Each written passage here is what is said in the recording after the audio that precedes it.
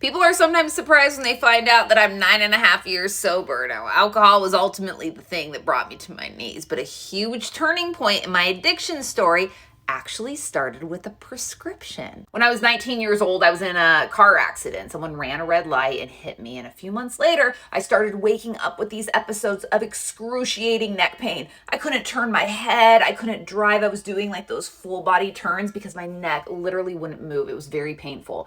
Today, I know what I needed was a chiropractor, but I come from a pretty big medical family, so I was sent to my primary care doctor. I remember this appointment so vividly. There was no x-rays done, no imaging, nothing like that. Instead, I was told about this new non-addictive pain reliever called Tramadol. I was given samples and eventually prescriptions, and I took it for years. At some point, I lost my health insurance, and I learned that at the time, I could literally order this medication online. I could order bottles of 300 pills at a time and have it shipped directly to my house. Now, I know that sounds absolutely insane today, but that's part of why I tell the story, to show how the opioid epidemic happened. I didn't wake up one morning and decided I wanted to become addicted to pain pills. I was 19 years old. I was in legitimate pain, and I genuinely believed what I was taking was a non-addictive pain medication. I didn't even realize I was physically dependent on it until years later. I remember I was living in Oregon and thinking one morning, do I even need to take this anymore? So I decided I just wouldn't take it that day and I would just go to work.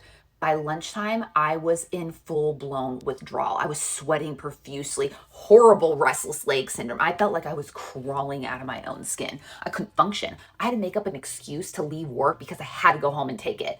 That's when I realized, oh my God, I can't just stop taking this.